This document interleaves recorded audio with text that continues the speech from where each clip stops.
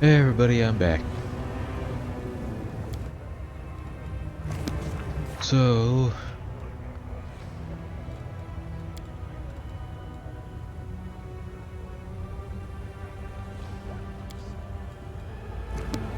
yeah, I guess we'll go back to the Nexus now.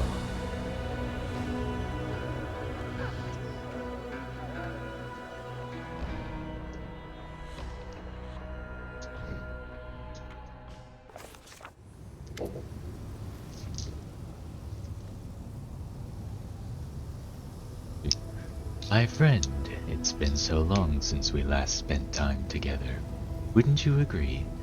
We haven't even gone for a stroll. I have missed your company.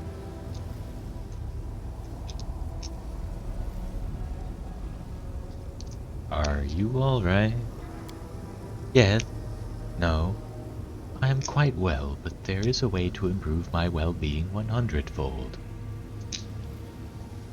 Alright, intake it. Where do you want to go together?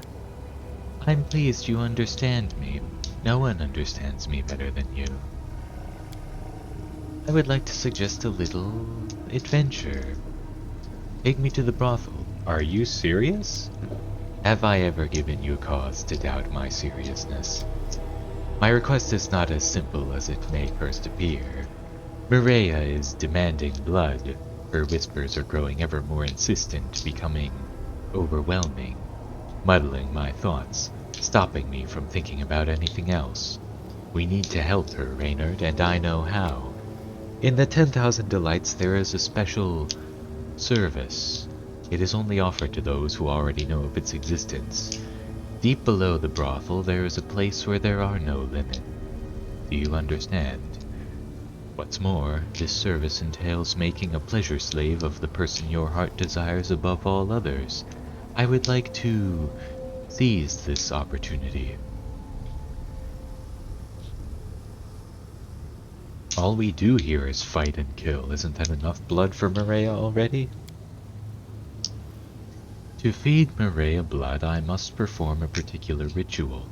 Select a victim, cut him open from neck to navel, and wait for the life to leave his body. Then I lower Mireia's amulet into the still warm flesh, and then I take a piece of that flesh inside myself. You already know how it works.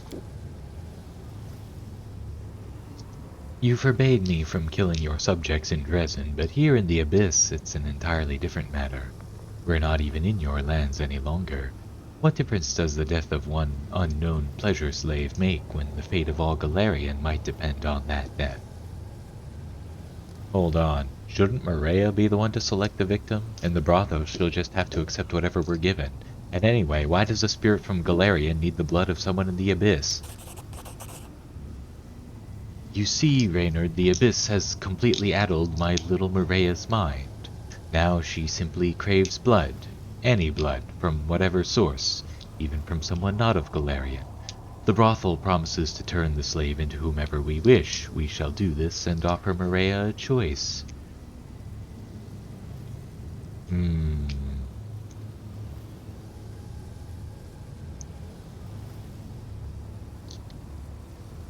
don't know how, but somehow she just keeps getting more and more suspicious. I didn't think that was possible to be more suspicious than she already is.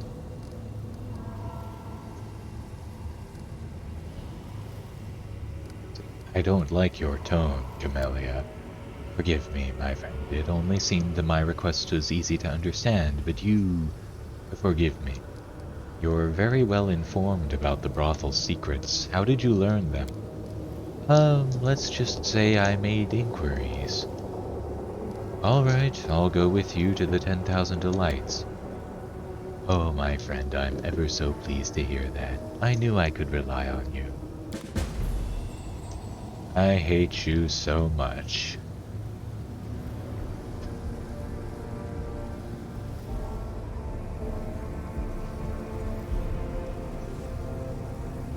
And Ivu's hovering off the ground.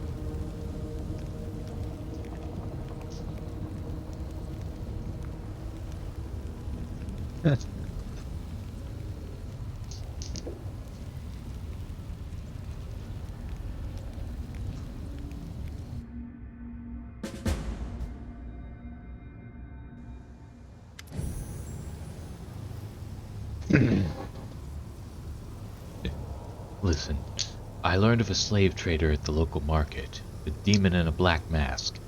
I might be grasping at straws here, but what if he's the same demon that kidnapped Trevor? Talking to him is no longer possible, but we can still find out where he sold his slaves. Let's ask around in the city. What are you going to do? I don't know. Right now I only have this unreliable lead and lots of unreasonably high hopes. If this demon really is the one I'm after, if someone around here still remembers who bought Trevor, if Trevor is still alive, I have a chance to find out something about his fate. I can't give up, not now. We need more information, then we can decide our next move. I'll see what I can do. Thank you.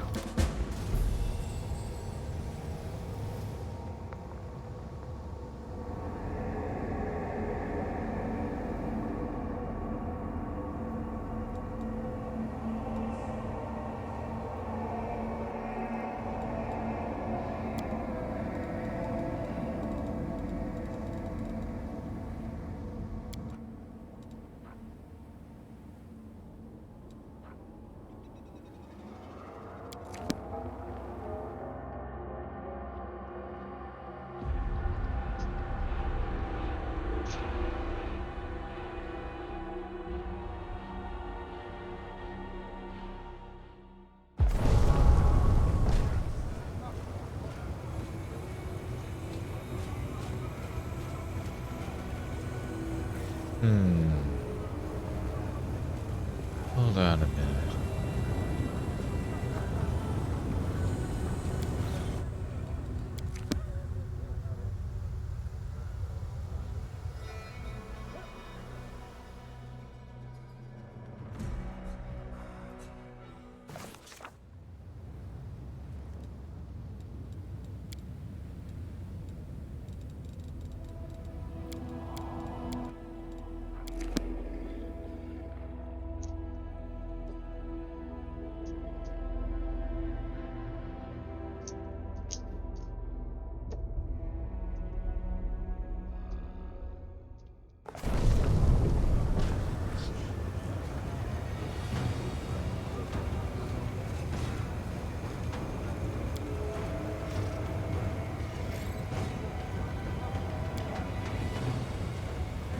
Nope.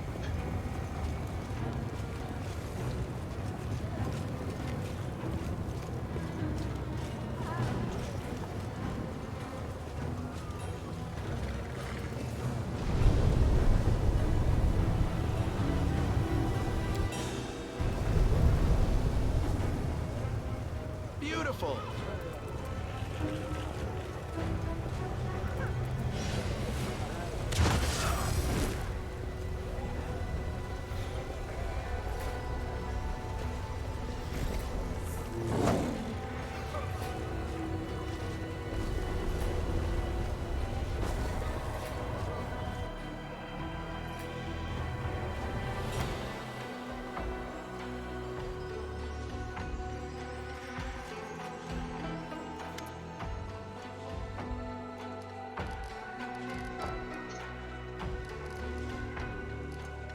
See, the flesh markets are no more. Your kind will no longer be bought and sold like cattle. Have you truly done it? May the ever-merciful Saren race save and protect you. You are a true hero. I will sing praises to your kindness and bravery. The Azamar's face is strangely pensive. It seems he's not as happy as he'd like to appear.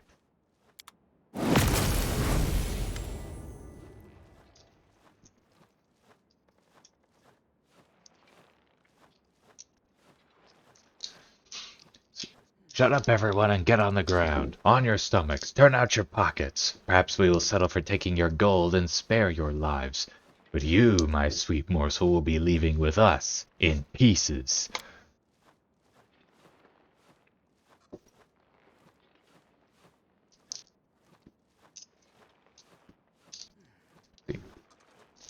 Who's that brute tagging along with you? This? Oh, this here's our Gouger. We found him in the sewers below Alushanira, barely breathing. We were going to cut his throat, but he's so addled he's tame enough, and mighty strong. Someone must have scrambled his brains real hard. Now everybody knows not to screw with us, or we wake Gouger up and then they're done for. You'll regret coming here. We weren't paid for you, but since you won't let up, we might as well take you out too.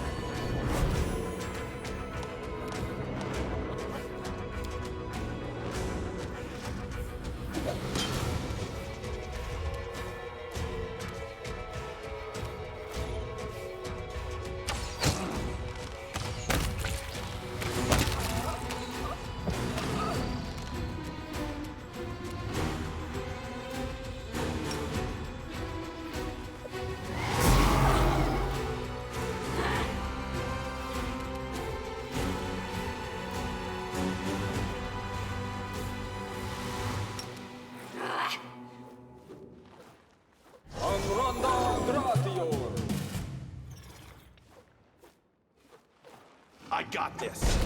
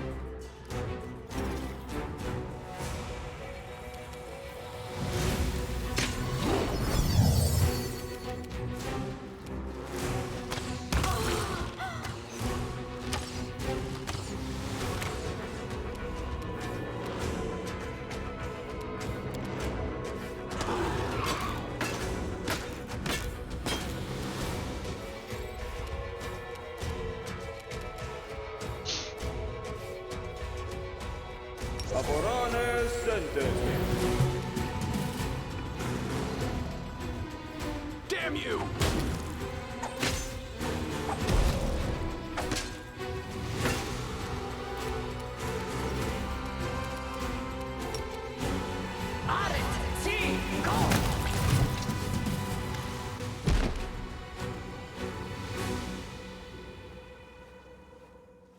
Wait, sir, don't kill me. I'll tell you everything. It was Red Mask from the Bad Luck who came up to us and gave us the money. Filth like you doesn't deserve to live. I beg you, please protect me. Unless she is stopped, Red Mask will get to me, and even worse, to my wards. I do not fear death, but these girls must not be hurt again. I cannot put an end to Red Mask's depravity, but you can. I appeal to your mercy. Find her and stop her once and for all. Who is this Red Mask? I haven't the slightest idea. No doubt some villain displeased by my attempts to save my kin from slavery. Perhaps a dark soul that revels in crime and the suffering it brings. I have never met this creature before. I'll deal with her. You have a generous and courageous heart. I will be praying for your success. No reason to pause. Search for the beauty with your heart, not your eyes.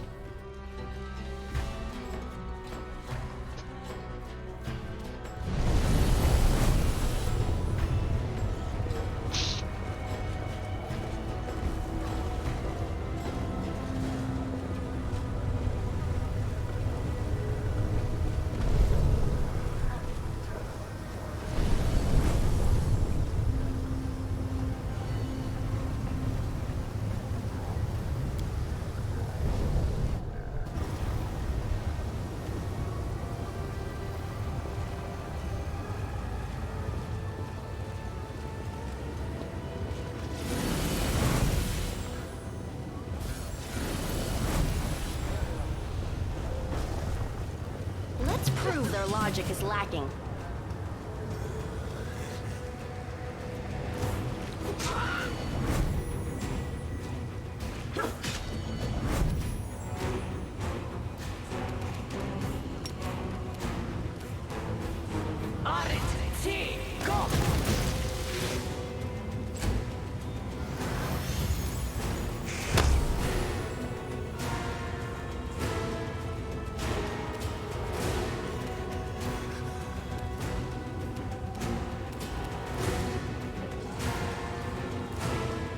What?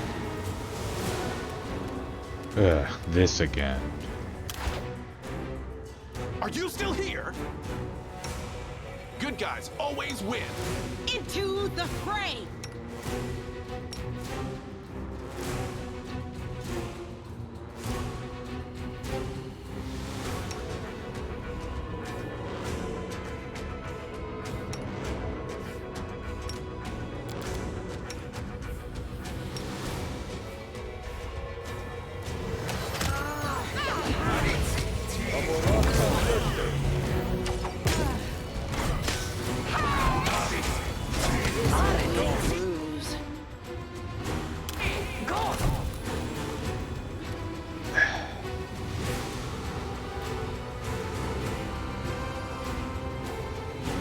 I think there's something going wrong with the moving islands. Alright.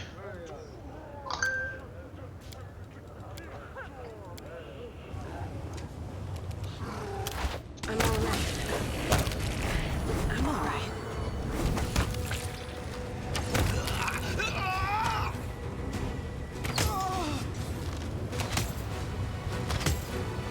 I can still fight. Ouch!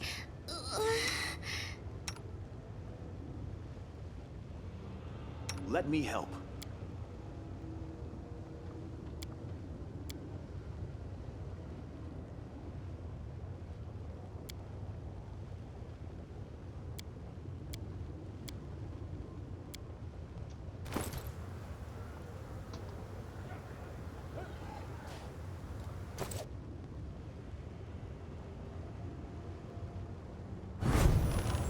I think I can push through this.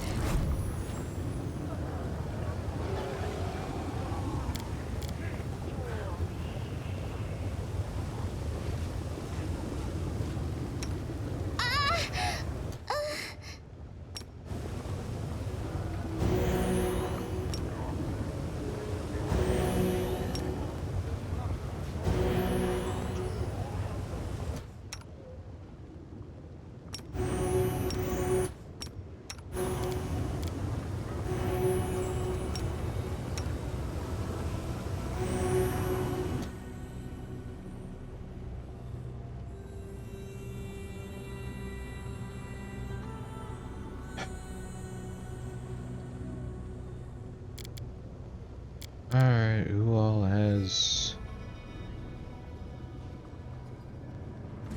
Everybody except Arushale and Ivu. Okay.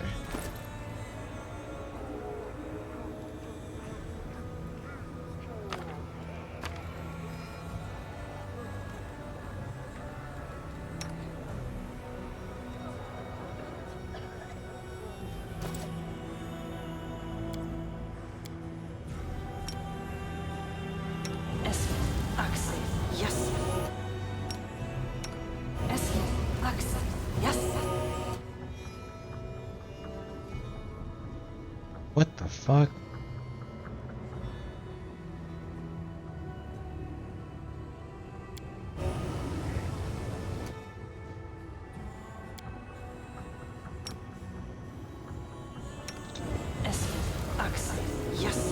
Why didn't it work?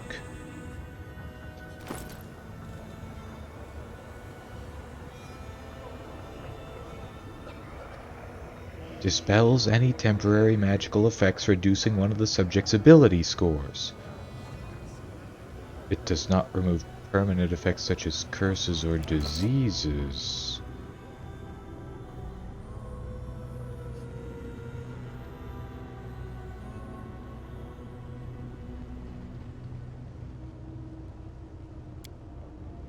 What?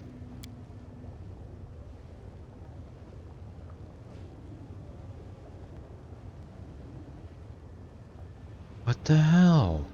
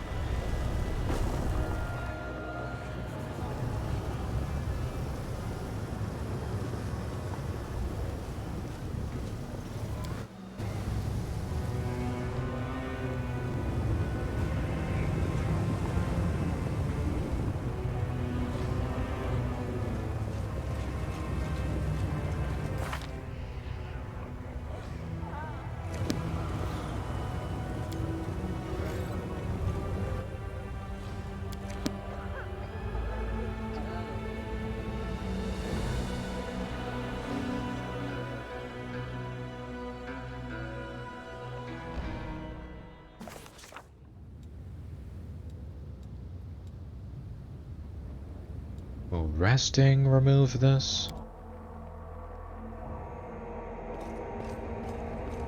Let's see what we can do.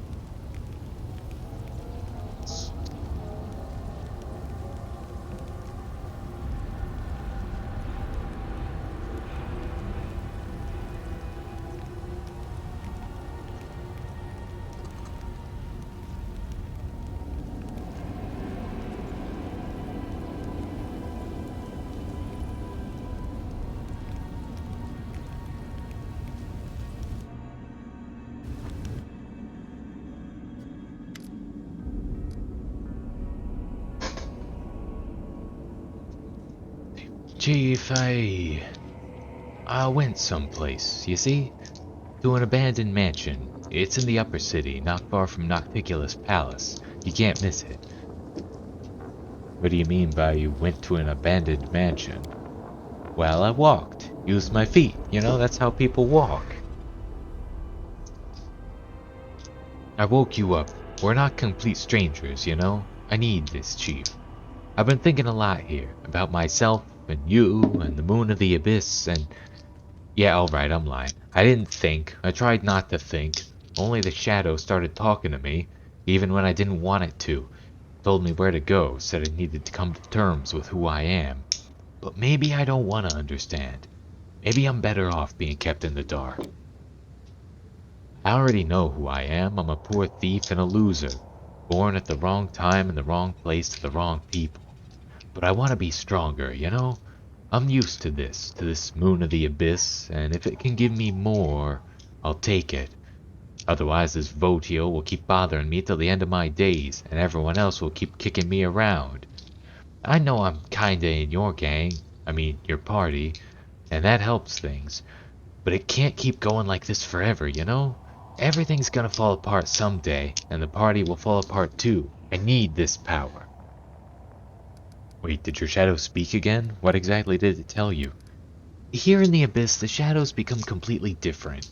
It crawls out when it wants and makes sense when it talks. It says I got an inheritance, some power that can get rid of Votiel once and for all. I'll get it if I go to Aegephalus's old mansion in the upper city, and there's riches in it too. I'd never turn down a chest of gold, you know? Can I speak to this shadow? Yeah, no problem. No, it's not working. It's like my shadow doesn't want to come out. Stubborn as a mule it's gotten, you know?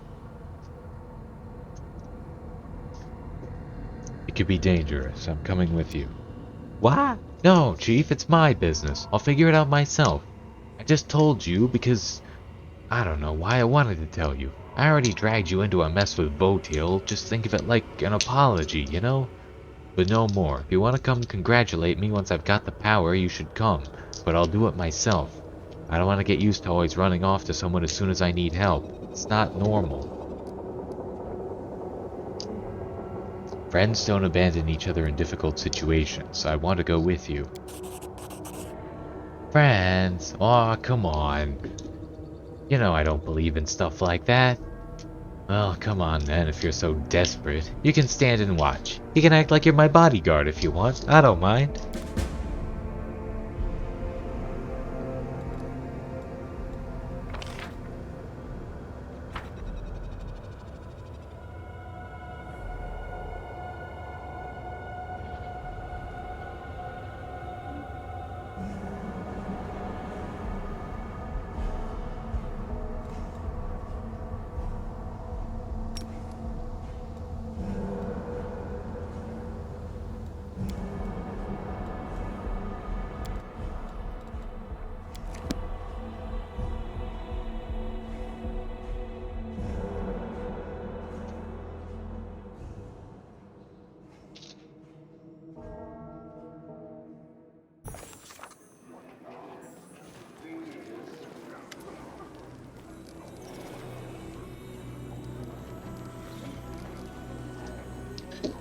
I'm looking for one particular slave. I suspect he passed through the hands of a slaver wearing a black mask. That's not a hard question. Beer? Only 1,500 gold. To your health. As I was saying, this guy in a black mask traded only one kind of slave. Gladiators. If the one you're looking for still lives, look for him in the Battlebliss. In the arena? So those beasts made him... Oh, Shalin, what cruel mockery. But he is still alive, and that is all that matters. We can't waste time. We must get him out of there before it's too late.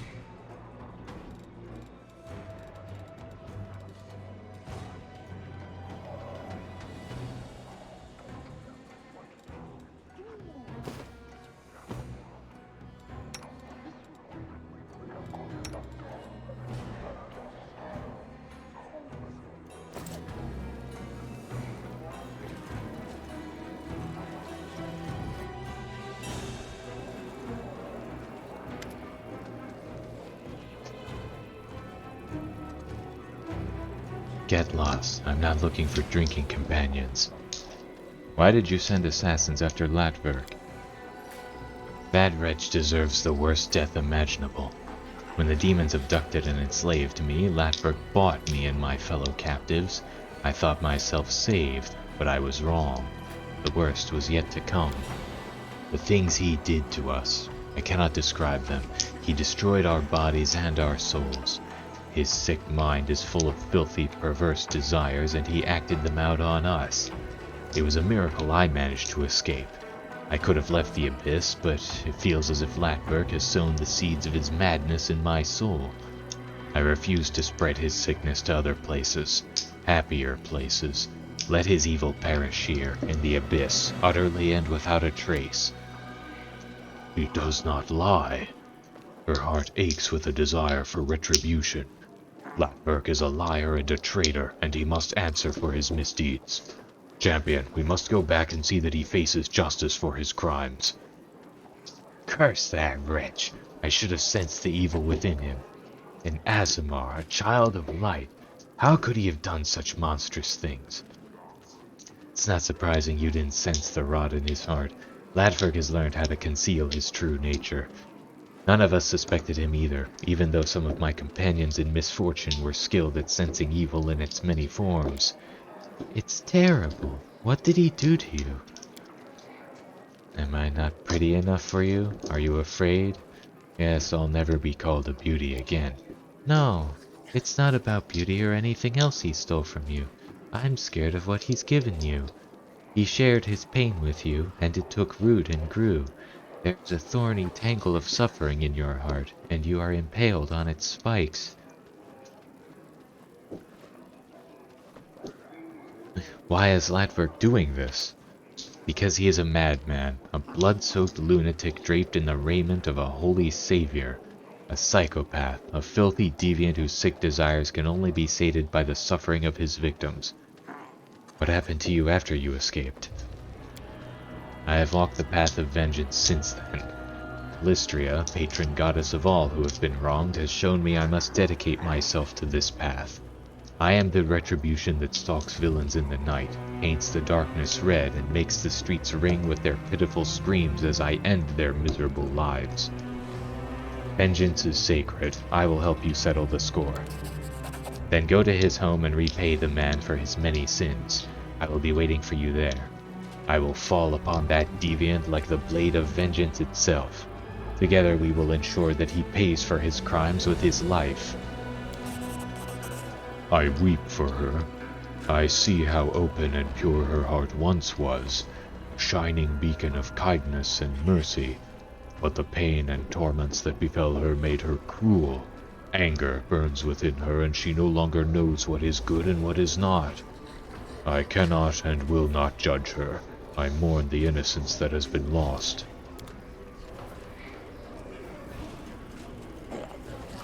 Oh, there's Venture Captain Kristoff. Allow me to express my compliments. You managed to shut down one of the largest slave trade centers in the Abyss. Now that the flesh markets are closed, the slave hunters will have more trouble selling their living goods. They will have to look for new markets, and the supply chains will fall apart and the profitability of the trade will drop. I have to admire your work. You've planted a rather sharp dagger into the back of the slave trade of the Midnight Isles. Glad you approve.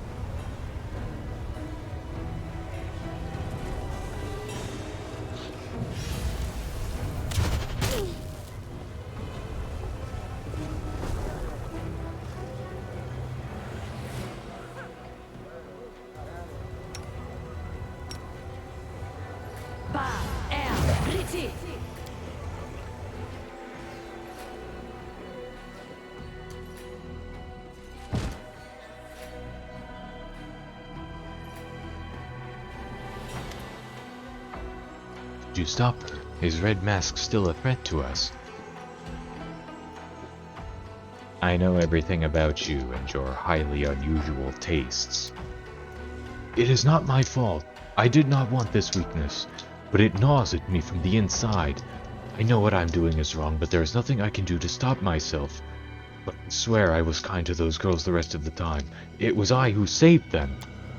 There is a wound festering in your soul. It hurts, but you cannot share this pain with anyone or your friends would turn away, which is why you set out to make friends yourself. Them.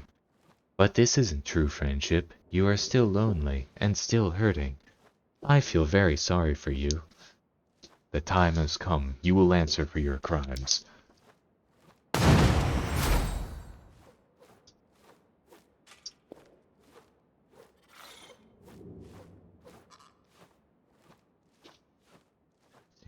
The hour of retribution is at hand, scum. You will pay for each and every one of your crimes.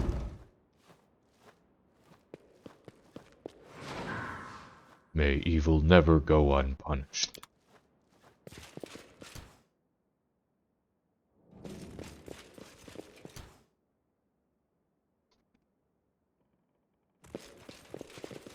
I sense something.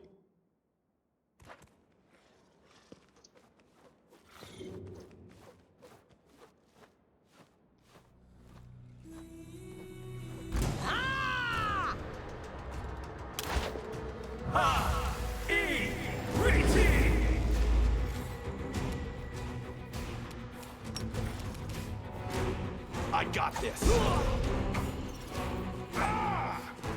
56?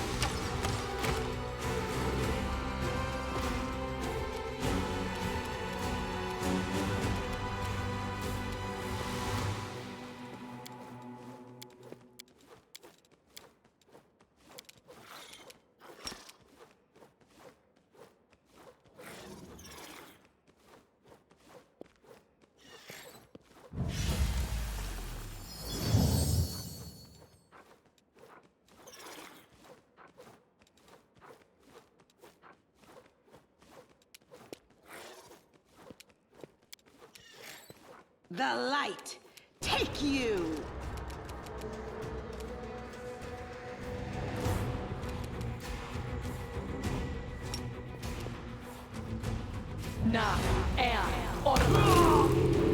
It worked.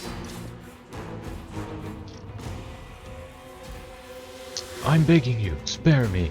This disgusting trait, this addiction, it makes me hate myself.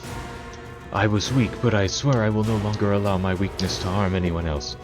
Bring me to justice if you wish, but spare me from your vengeance. Blood of heaven runs in your veins, while others break themselves striving to be better, nobler, brighter. You, all those things were given to you by fate. You were born blessed, and this is how you squandered that blessing. This is worse than mere folly. This is blasphemy. How dare you!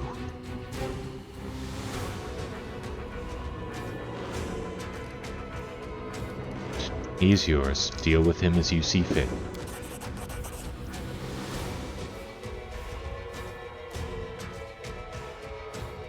What? But they are my little birds. I love them. I've been taking care of them. They would never harm me.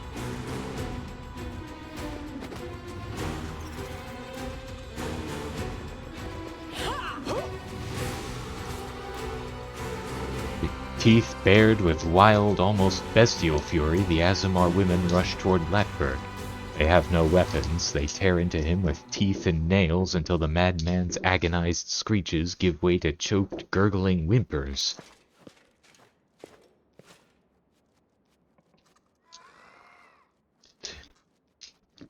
He took away my beauty. Now I've taken his. Oh, that's gross. You will take care of these young women, and I will take my leave. This corrupt city is full of scum whose wrongdoings remain unpunished. I will bring retribution to each and every one of them.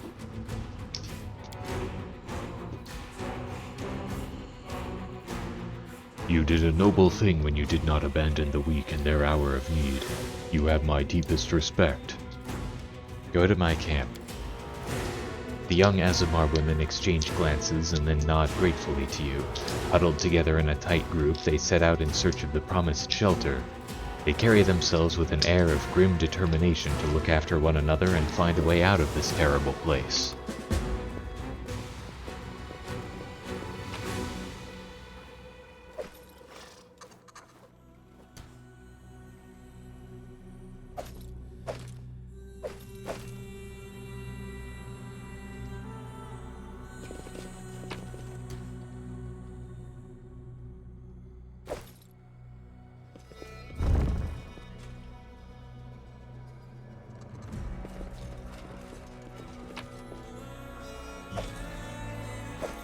Gloves of Enduring Wizard. Whenever the wearer of these spells casts a level 7 or higher spell, they get 20 temporary hit points for 1 minute. What does she have? Increase the save DC of all enchantment school spells the wearer casts by 2. In addition, whenever the wearer affects an enemy with a spell for the first time, that enemy suffers a -2 penalty on will saving throws for 3 rounds.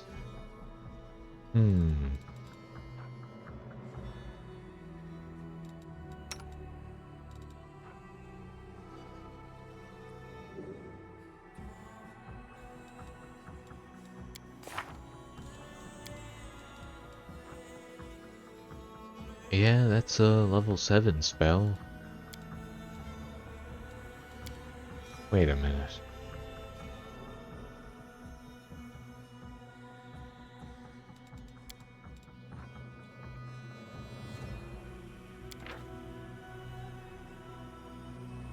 See here, Blast of Hellfire blazes from your hands. You can fire 1 ray plus 1 additional ray for every 4 caster levels beyond 11th to a maximum of 3 rays at 19th level. Each ray requires a ranged touch attack to hit and deals 1d6 points of damage per caster level, maximum 15d6. Half the damage is fire damage, but the other half results directly from unholy power and is therefore not subject to being reduced by fire resistance. Difficulty class 30. Blast of Hellfire blazes from your hands. You can fire 1 ray plus 1 additional ray for every 4 caster levels beyond 11th to a maximum of 3 rays at 19th level. Each ray requires a ranged touch attack to hit and deals 1d6 points of damage per caster level, maximum 15d6. Half the damage is fire damage. The other half results directly from unholy power and is therefore not subject to being reduced by fire resistance. 31.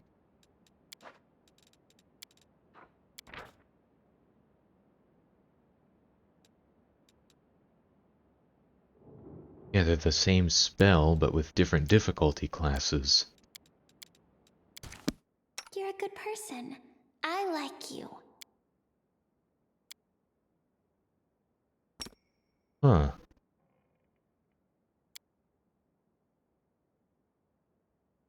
Not sure how that happened, but okay.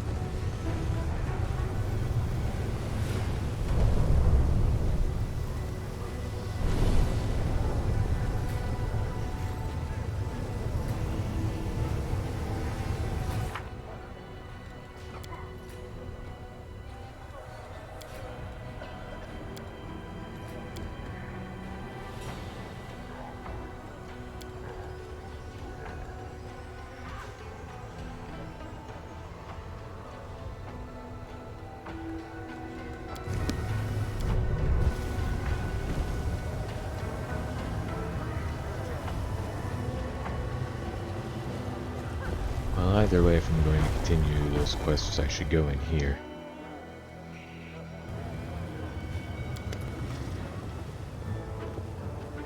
You see a massive, beautifully decorated door. It appears impregnable. At eye level, an elegant inscription reads, 10,000 delights. In smaller letters, another inscription reads, a gift from Valexia the Wonderful to Chivaro the Beautiful. Examine the door and figure out the best way to open it.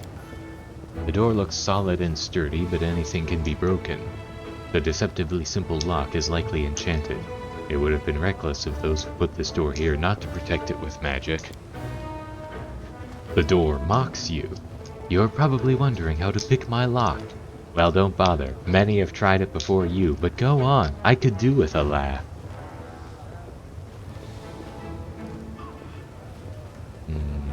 Nah.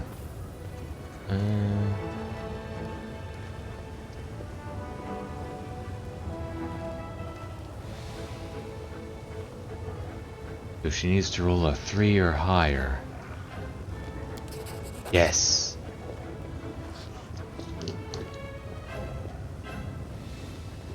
No, rolled a 4.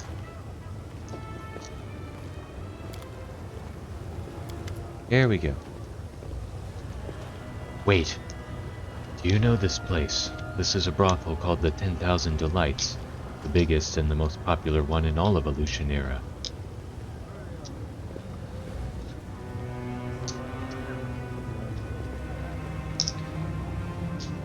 Yes, I know what it is. I have some unfinished business in there. Of course, I understand. All kinds of business are conducted there, not only pleasure-related. I'd like to ask you about something. If you have to go in there, please go without me. I don't want to see the inside of that place ever again. And I especially don't want to meet any of its denizens. Why?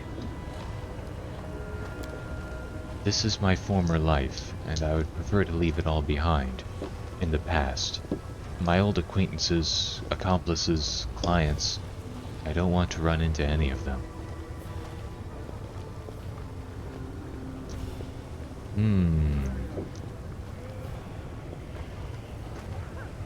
I'm not quite sure how to handle this.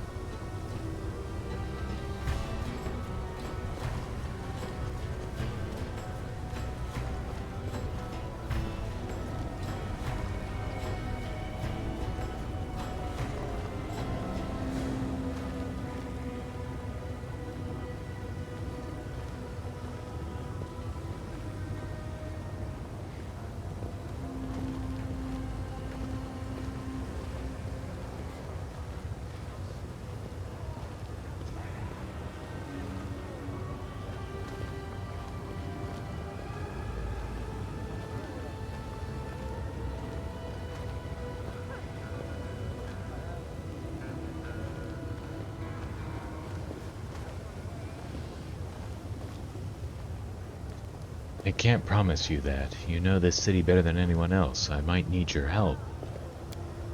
Fine. Alright, I understand. Needs must.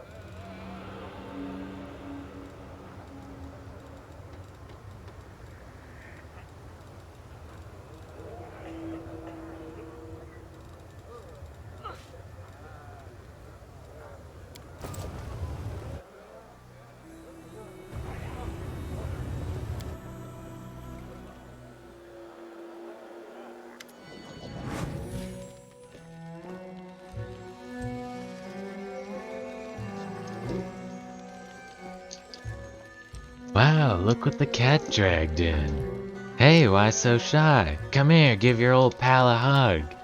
Hello, Rockhorn. Lots of gossip about you floating around. Some say you've sided with the mortals now. You live among them, you walk around with them. Lucky you, always have your snacks and kicks within arm's reach. How'd you pull that off? Care to share your secret? There's no secret. You know, Rockhorn, I would be happy if you followed my path, but I'm afraid you wouldn't like it.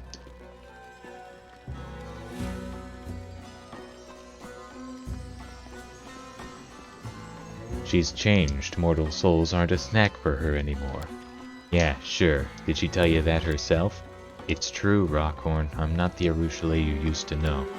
Sure, of course. Arushale repented, and now she's a righteous saint. All pure and innocent. She will never again come up with an idea to flay a loving couple and make an elegant dress out of their skins. Why are you wincing? Am I not telling the truth? No, my friend, the only one who's telling lies here is you. You're wrong. You just don't know. Gonna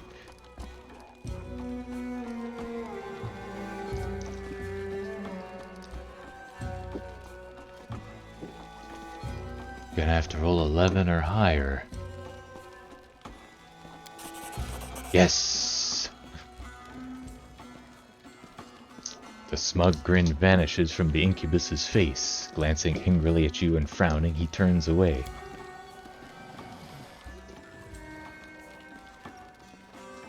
Now you see, that's exactly why I didn't want to come back here again. Rockhorn can get under others' skin, literally and figuratively. Thank you for getting rid of him.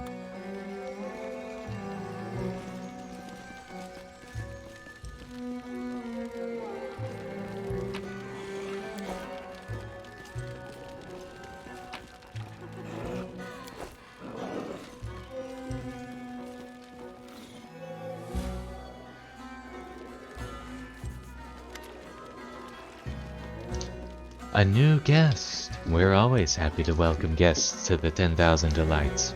I'm Chivaro, ruler of this palace of pleasure. The only taboos here are brawling, moderation, and talking politics. Aside from that, anything goes. As my guests, you can expect to receive gentle caresses, or if you prefer, wild and untamed ones. I have servants of every type to suit every taste. Any of them can be yours for a night, or forever if your pockets are deep enough. What are your preferences? Never mind, I'll find out for myself.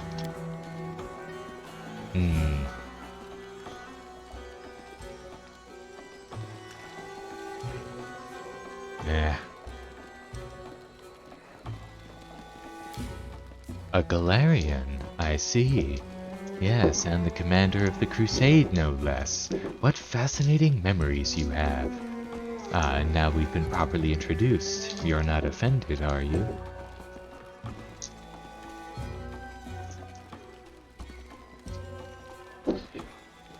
I'd like to hire several succubi to entertain the arena champion Gelderfang. They are currently serving a special client in the upper city. As you surely understand, their caresses do not come cheap. Do you have 40,000 gold, by chance? Where can I find them? This place is called the Palace of Incest and Degeneracy. You'll find the girls there. Tell them you've already paid me. Wait, honey, you're leaving without trying any of the pleasures we have to offer? Take a look around. Wouldn't you like to give yourself to our tender, passionate hands? To taste sweet oblivion as days and years merge into an endless shimmering tapestry of pleasure? First taste is on the house. I can see you're intrigued, but slow down. We need to be friends first. Do this one tiny thing for me and we'll be best friends. A brazen gang of demons keeps harassing my girls, attacking them on the street and dragging them back to their lair in the lower city, a foul den called the Rotten Guttery. Spill their blood, rescue my girls, and come back here for your reward. The words of this fiend sound sweet, but what lurks behind them? Lust, a desire to use you, something even more insidious. I sense danger here, like the reek of decay near a crypt, faint but clear. Beware this trap, champion. You won't let my girls die in the clutches of those monsters, will you? You are so confident and have such potential. I think you and I will enjoy being friends.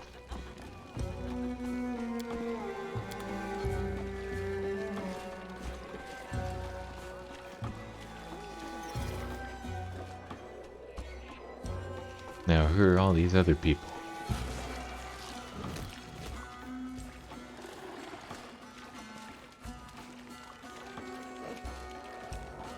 Wait, she's a fae? Huh.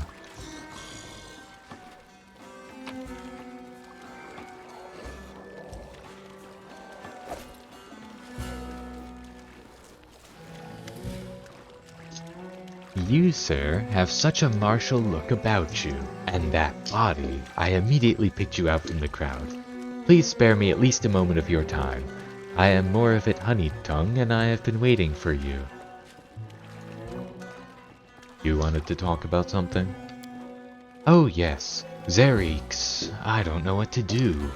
He'll either kill me or get me kicked out of here, and I don't know which is worse. What happened? Who is Zerix? Zerix is a powerful demon, and I was so flattered when he noticed me. But then he grew jealous. He complained that I spent too much time with the other guests, and then he started killing them. Oh, I'm so afraid he'll kill me out of jealousy.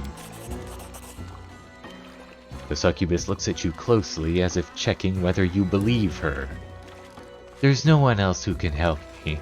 I am powerless, and no one can protect me outside the walls of the brothel.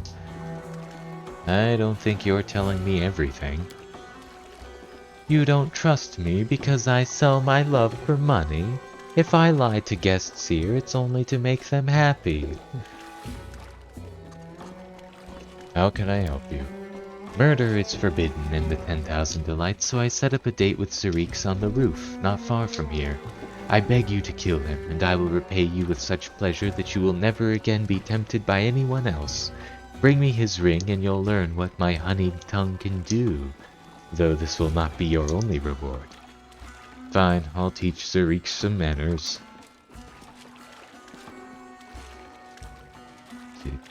You'll find him nearby on the rooftop where he likes to look for new victims. There is a place to the left of the upper city gates where you can climb to his perch with ease, but I beg you, as soon as you get rid of him, please bring me his ring or I will never feel safe again. When I have a spare moment, I'll return to you.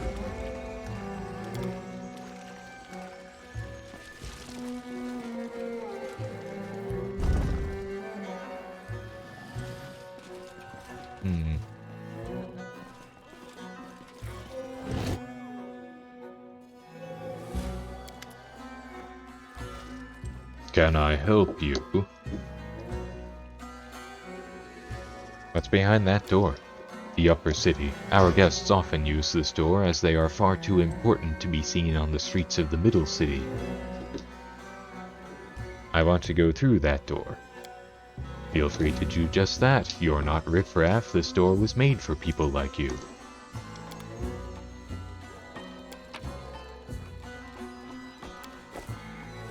Awesome. Now I can get to the upper city.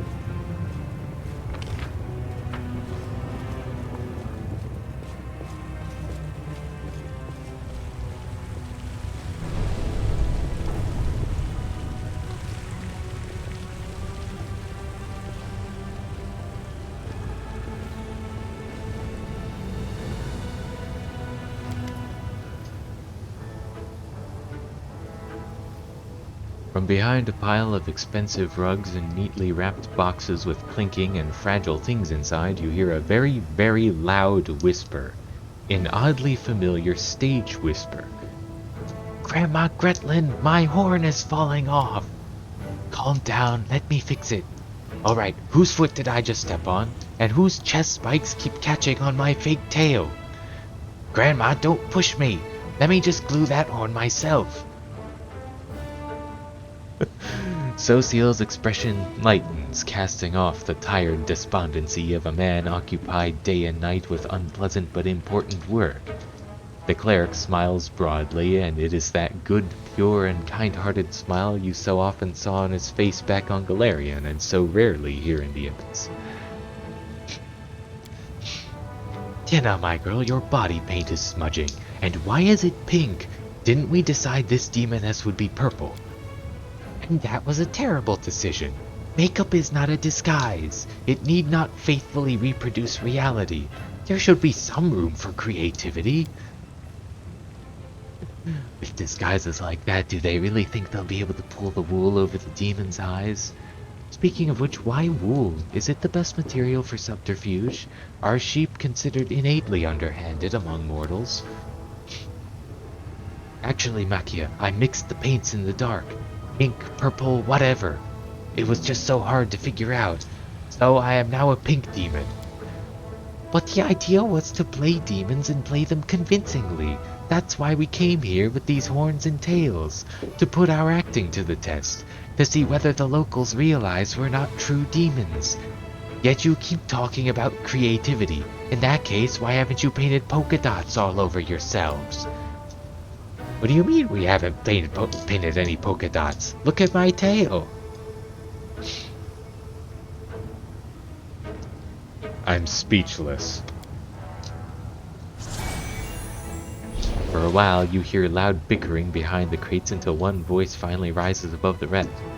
Hold on! Our dinner! We forgot our dinner basket! This is followed by the characteristic sound of a teleportation scroll, and then the hubbub subsides. Huh.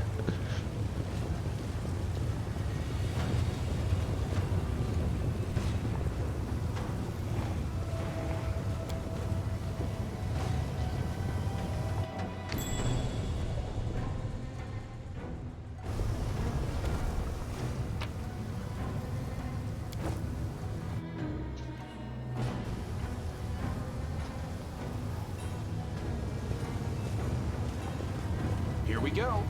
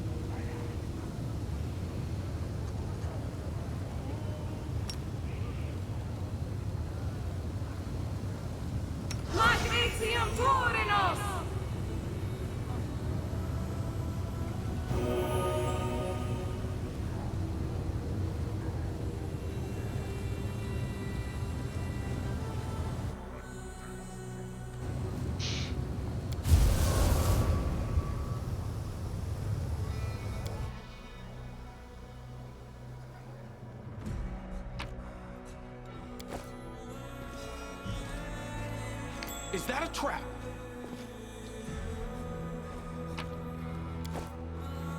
I'm prepared.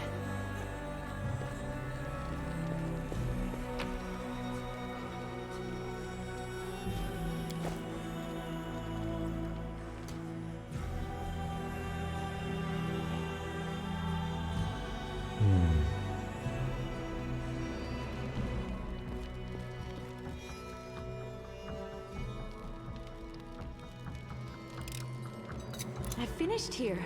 Is there more?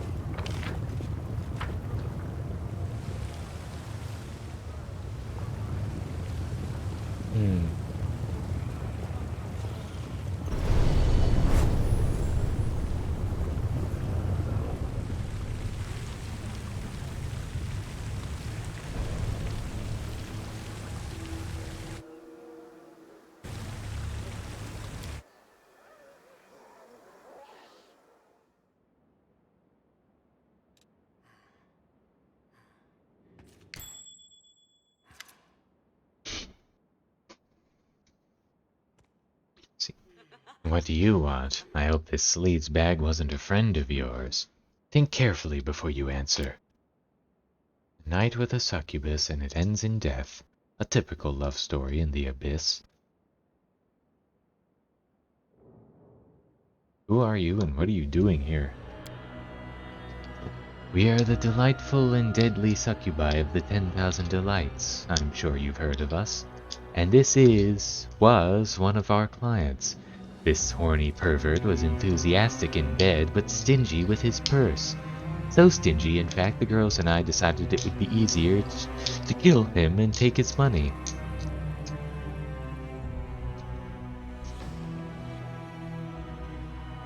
That's horrible. Why did you kill him?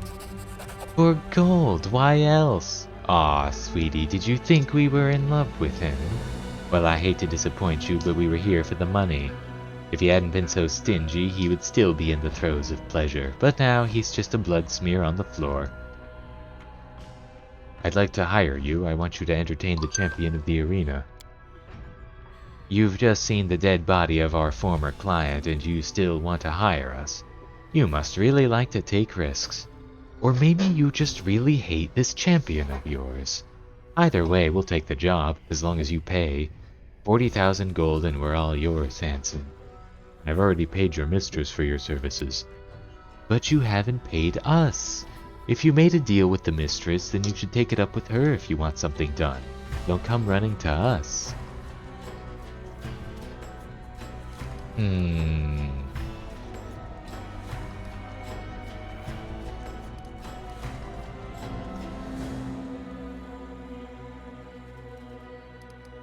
Stop trying to take advantage of me. It won't end well. Need to roll 11 or higher. Yes! 20! You're not one to be trifled with, are you? We love such stern clients. Fine. We'll make sure the mistress pays us what we're owed, but we'll deal with that later. Right now, it's time for us to get to work. See you at the Battlebliss. Let's find out if the champion is as good as they say.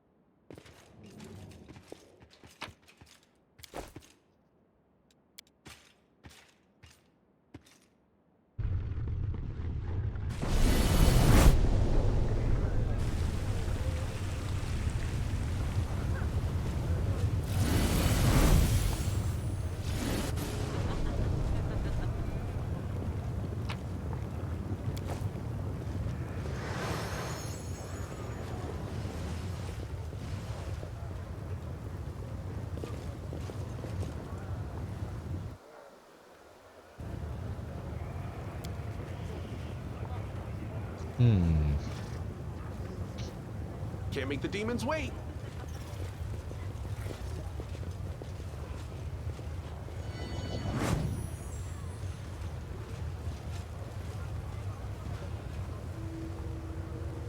I guess I'll have to come back here with the Grey Boar.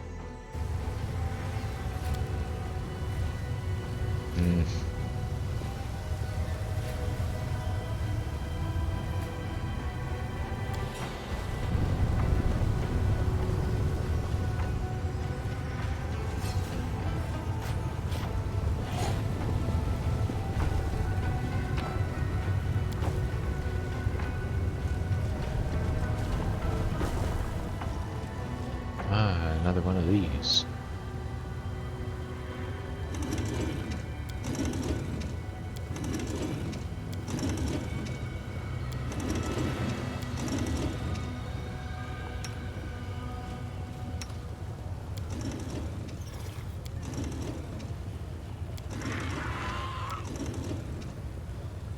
Trust in yourself.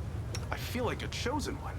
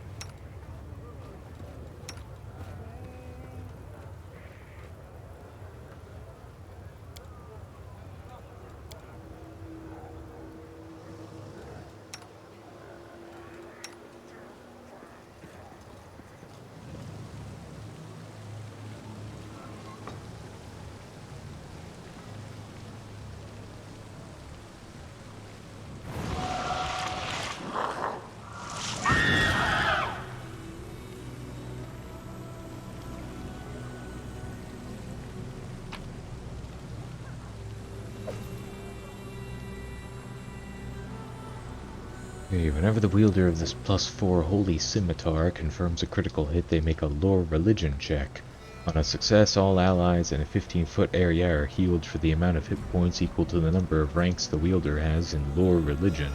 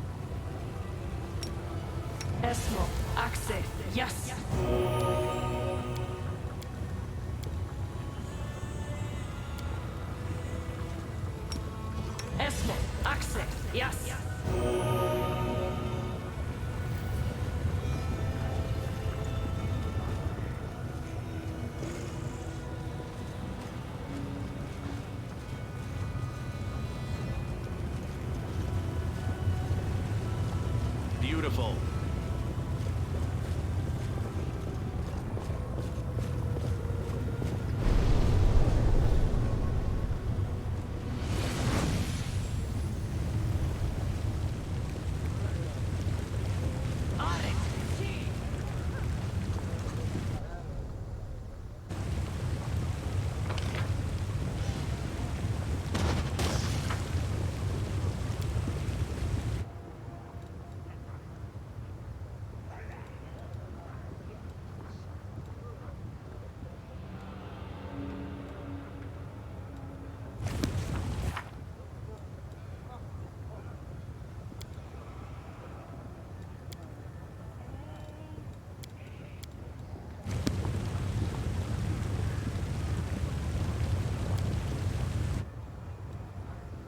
I guess we're going back to the Nexus for now.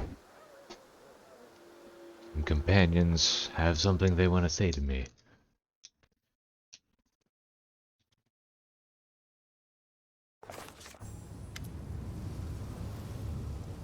Life's a funny thing, isn't it? You find yourself in a new city and suddenly you bump into an old acquaintance. Savamalek is here, in Illusionera. How do you know he's in Illusionera? I feel it. You know, it's like a scent. You smell something unusual once in your life and you remember it forever. That feeling I had in the cave when Savamalek was turning the mongrels into beasts. It's back. Like some cloying, nasty stench that's clogging up my lungs. Like I fell into a latrine and can't swim. Excuse the analogy. Assuming Savamalek is here, where should we look for him? Now that I don't know. But this thing, it seems to grow weaker and stronger as we move around.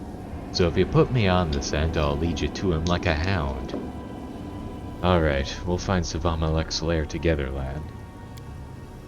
The right thing to do would be to just raise this whole city to the ground, but one demon's lair will do to start with. And Arushale, you had something to say?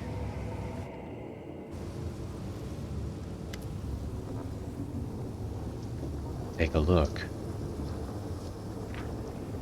See, the short letter is written in ornate gold lettering on pink paper. My darling venomous butterfly, welcome back home to our cozy little town. Would you like to visit an old friend? I can't wait for our reunion. Always yours, D. One who sent me this letter. I hoped I would never hear from him again, but it was inevitable. He found out that I was in the city. Of course he did. Now, it doesn't help me. The thought of seeing him again terrifies me. This is simply part of my journey, isn't it? I can't just run away from the sins of my past. I have to at least try and make amends. If I can't, then I must ask for forgiveness. Who is this D? Demalcio. Do you remember the shadow from my nightmares? That's him. I used to consider him my crowning achievement, but now I'm ashamed to remember him at all. He was in Azada once. A true hero, a knight and a poet, a defender of the weak, the pride of Elysium, and I corrupted him. I made him fall in love with me, I broke his heart, I made him commit foul crimes I cannot even describe, and when he became indistinguishable from a demon, I left him in the abyss. And now he wants to see me again. I'm frightened and ashamed.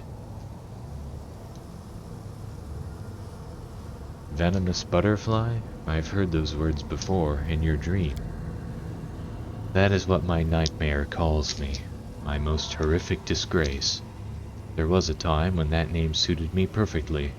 I've poisoned so many souls, I've ruined so many beautiful creatures, both mortal and not.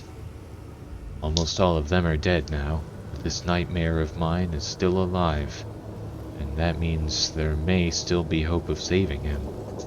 It's hard to believe an Azada could be corrupted.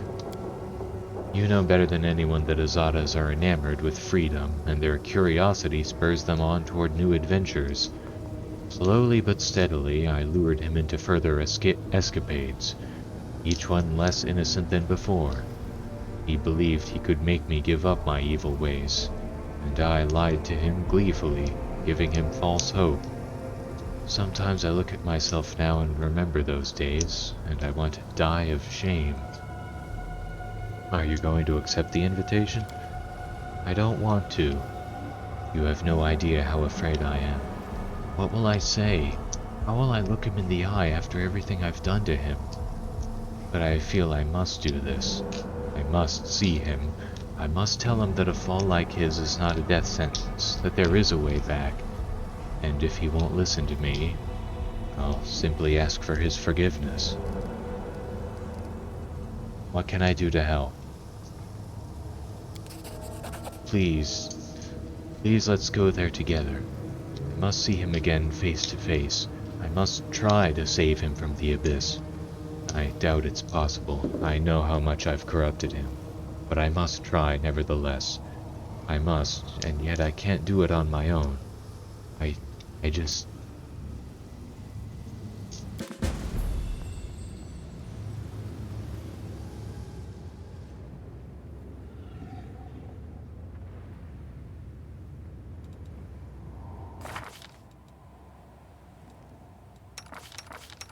Yeah, I don't think there's...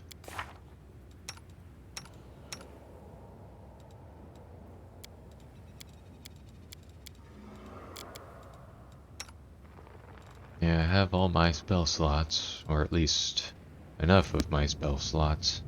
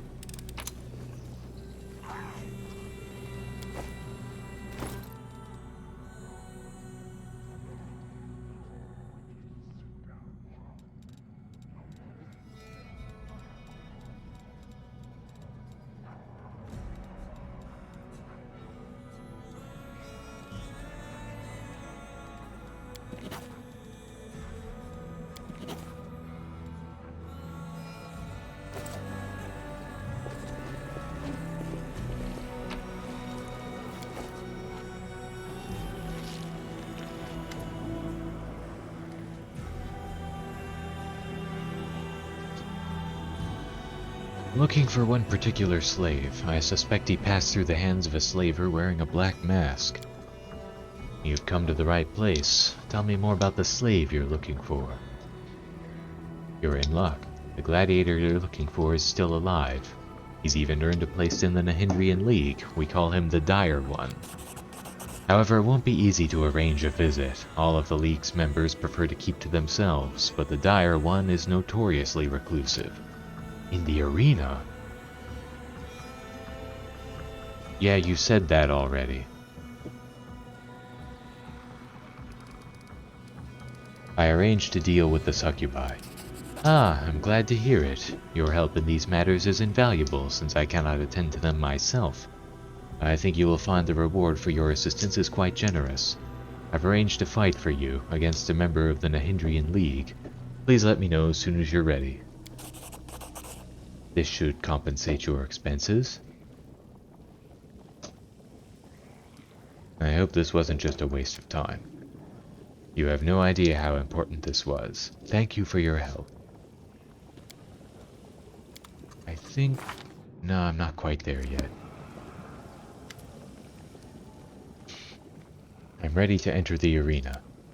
I hope you came prepared. The members of the Nahyndrian League are formidable opponents. At Selm, your next opponent has claimed the lives of over 100 of her opponents. She has also been slain in the arena on 3 separate occasions. However, she never stays dead. It's quite mysterious, but she always comes back to life, ready to fight in the Battlebliss once more. I'm ready to enter the arena.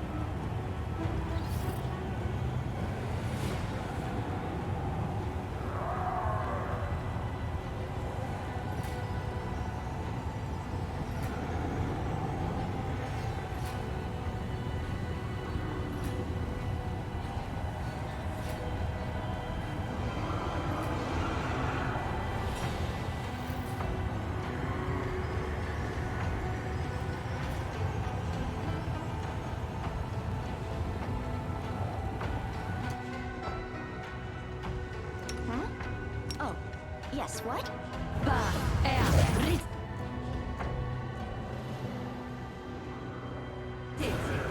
No time for debates.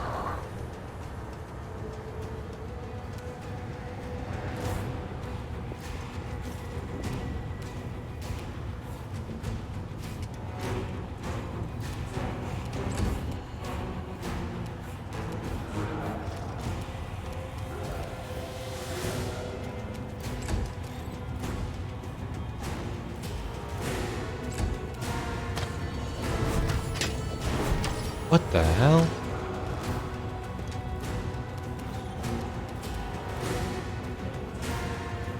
How did she get confused?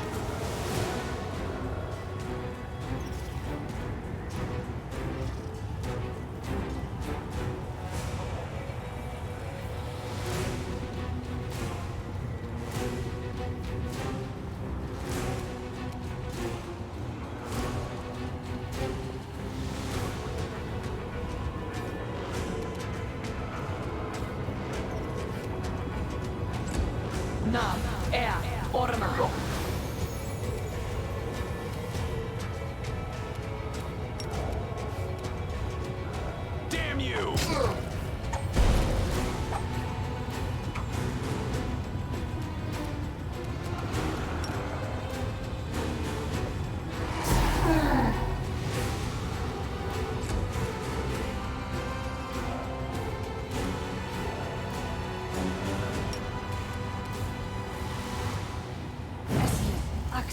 Yes.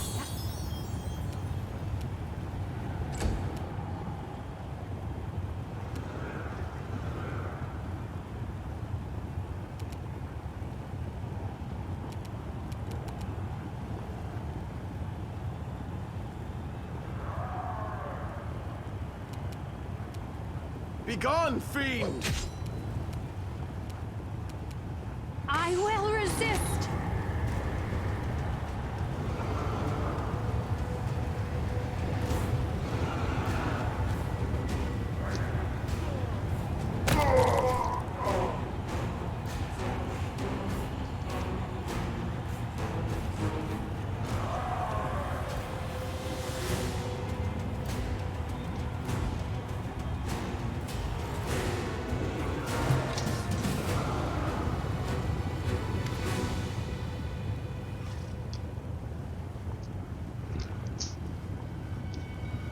Ermongoleth solemnly raises his hands for silence. His eyes sweep across the arena before coming to rest on you. There's a sly look on his face, and he gives you a cheerful wink before quickly resuming a pompous and dignified expression. He turns back to the crowds, and his voice booms out over the arena. Behold, the newest member of the Nahyndrian League. He is invincible, bloodthirsty, violent, and cunning. It's Reynard, the Mephit Slayer, glory and death. The crowd goes wild. Demons climb over one another trying to get a better look at you. The roar of the spectators grows so loud you can feel it in your bones. The audience is utterly enthralled. They look at you in wonder and worship you as if you're a god. Glory and death. That is the battle cry of doomed madmen. How many times have I heard it, and how many times have I shouted it while standing in the arena? I run from what I have done. I run as fast as I can, but even the smallest thing can remind me of my past.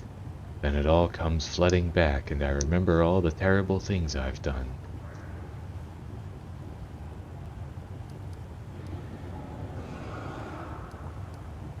Say nothing. This gladiator is no longer an unknown fighter, a loner without a place to belong. For his valor and courage, Reynard will receive a collar of the Nahyndrian League. From now on, he is the precious property of the Battlebliss. I am pleased to tell you that I have personally taken this worthy warrior under my wing. Look out, chap!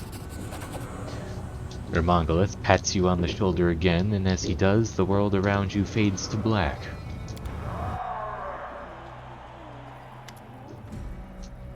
Hey, that's enough fooling around. You have more methods to defeat.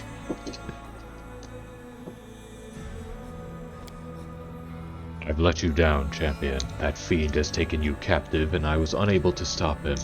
I could not perceive his motives through the veil of insanity that shrouds his damaged mind. I knew we were in the abyss, a place where you can't even trust your own shadow, but I failed to be vigilant. Well, what's done is done. Stay strong. We will find a way to free you. I expect an explanation. What did you expect? You were so desperate to join the Nahyndrian League. Now you're a member. Did you think I'd let you wander around Alushanira and risk your ass out on the streets?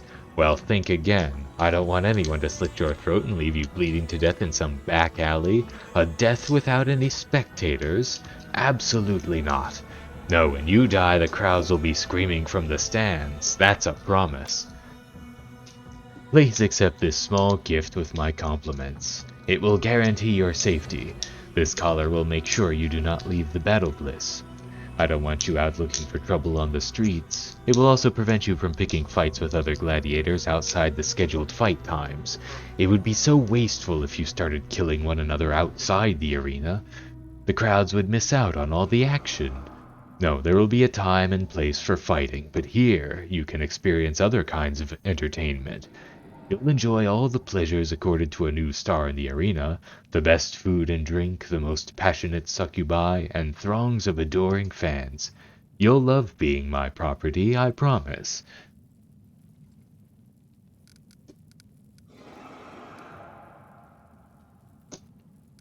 I see. Once you get a taste of all the pleasures the Battlebliss has to offer, you'll never want to leave the arena again. Where are my companions? Your companions? Ah yes, there was a group of Galarians who came looking for you, but I gave the guards strict orders to keep them away. Are they your slaves? Forget about them, you won't need them anymore. I own the best slaves in Alushanira, and they are all at your disposal. It won't work, I'll find a way to get free. Of course you will, but it won't happen the way you imagine. The crowd wants to see Gelderfang tear you apart. They simply cannot wait for that to happen, and who am I to deny them? If I ignore their desires, they will storm the arena. Yes, soon you will take your last stand in the arena. When the champion is done with you, you will be truly free. Of course you will be dead, but your spirit will live on. No one will ever forget the ambitious newcomer who almost defeated the champion. This collar reminds me of the seal we broke back in Dresden. If I try to break it here, its powers will be unleashed, and the collar will likely kill you. I don't want to take that risk, at least not right now. Let's only consider that option as a last resort. For now, you should try to stay calm. Be vigilant, and look for opportunities to escape.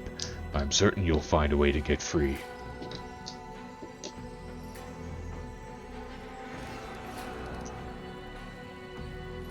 Not everyone seems to like the way you run the arena. Oh, please, don't start spouting all that rubbish about fair fights. What does that even mean? One of the opponents is always stronger than the other, that's the whole point. After all, the fights are supposed to be entertaining. The spectators come here to watch the strong triumph over the weak.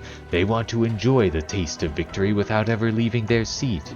The arena is a theater of violence, a deadly circus, but it is not a fighting pit. After all, fights always follow one of two narratives. Either the monster prevails over its helpless victim, or the invincible hero chops off the monster's head. The outcome of every fight is predetermined, and its narrative depends on what the spectators want to see. Some fighters are crowd favorites. The audience cheers them on with whistles and shouts of encouragement. And of course there are other fighters that they despise. The crowds jeer them from the stands. Why would anyone want to change all of that? It would ruin the show.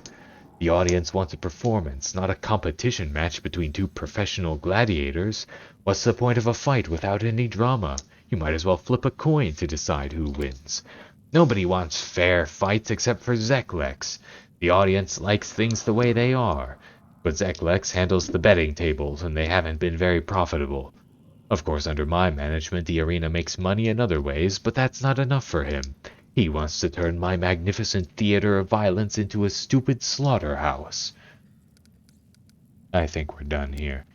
Get some rest and restore your strength. The healer will mend your wounds, and Zeklex will take care of your other needs.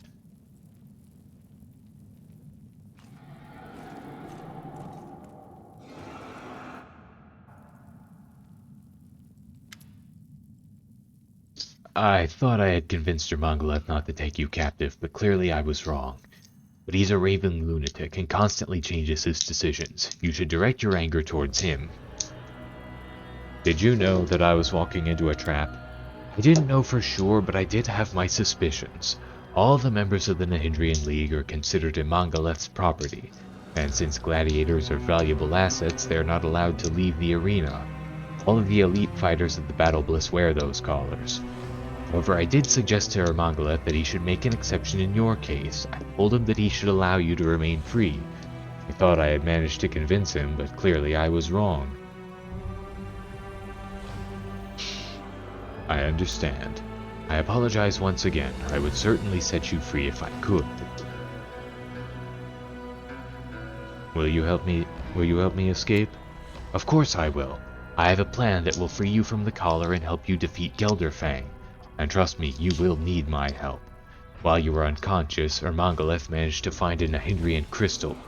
Gelderfang has been obsessed with getting his hands on one, and his wish finally came true. A demon called Mutasafin took the crystal into Gelderfang's room and locked the door. For the next few hours, the sound of the champion's screams shook the arena. When Gelderfang emerged from his room, he was covered in blood, but he also looked stronger and more powerful than ever. Ermongoleth is confident that you don't stand a chance against his champion. But I disagree. I think you can win. I want to overthrow Ermongoleth and take over the Battlebliss. Ermongoleth is terrible at his job, and he's standing in the way of my ambitions. There's no denying that he is a genius. No one can get the crowds excited like he can, but his management of the arena could not be worse. The fights have turned into a bloody circus. The opponents are never evenly matched, the crowds are losing interest, and the passion of the audience is fading away. I want to change all of that. But it won't be easy to kill Ermongoleth. The current champion, Gelderfang, protects him. After his last escapade, Ermongoleth has forbidden Gelderfang from leaving his side. That means Ermongoleth is only vulnerable when the champion is fighting in the arena. So I want to offer you a deal. I'll help you eliminate Gelderfang if you'll help me overthrow Ermongoleth. If you agree to my proposal, I'll make sure your companions join you in the arena when you need them. Then you can kill Gelderfang together.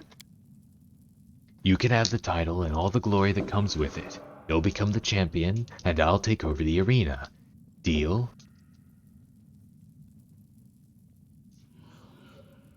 Deal. Gelderfang is, of course, an extremely dangerous opponent, but he is not without his vulnerabilities. For example, he doesn't know that you hired the succubi to keep him company.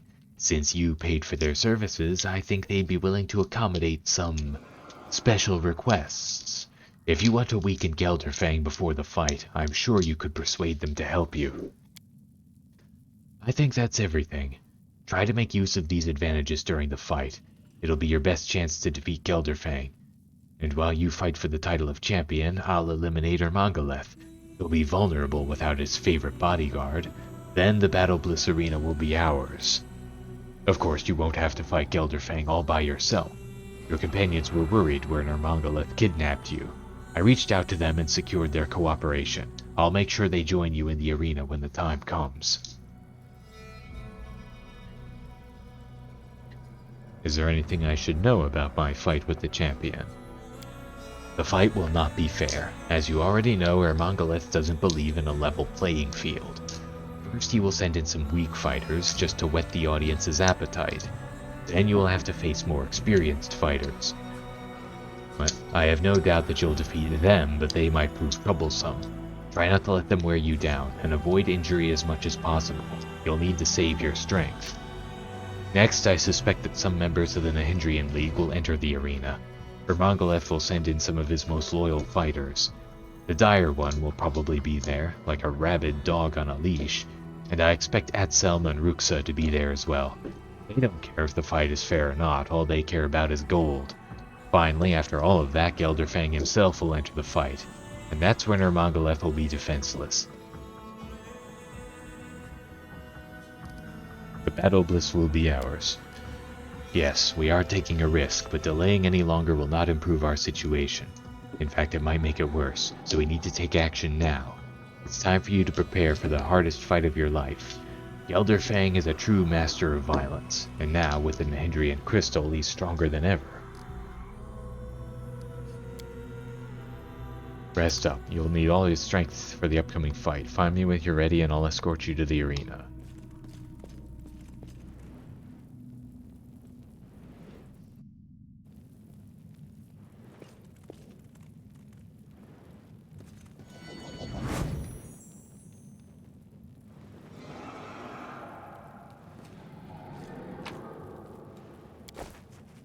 What the heck?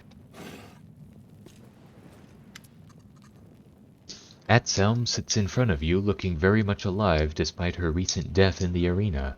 However, she is not alone. Two other figures sit beside her. The first is an elderly woman with a wrinkled face. Despite her age, she still retains some of the grace and vigor of youth. The second is a very young girl who has only just passed from childhood to adolescence. Upon closer inspection, you realize that both of these figures look like Atselm. They all share the same face. Atselm looks up at you. She has high cheekbones and androgynous features that could easily belong to a man or a woman. Her ears are partially hidden beneath her hair, but you can just make out their strange shape. You realize that Atselm is not human, though from a distance she could easily be mistaken for one. She greets you cheerfully, and she does not seem to harbor any resentment towards you. Ah, here comes our killer. We hope you enjoyed the sweet taste of victory. But we won't forget what you've done to us. It hurt us very much. Be glad that we're not vindictive. Well, not normally. How did you survive? We are a Fae of the First World, a triune being with joint thoughts and feelings. When two of us fight in the arena, the third one observes, hidden by magic. This way, one of us will stay alive even if the others die. Then when morning comes, we will return to our triune form. That is very helpful, but it must hurt very much. I guess it is better not to die at all, then you don't have to come back to life again.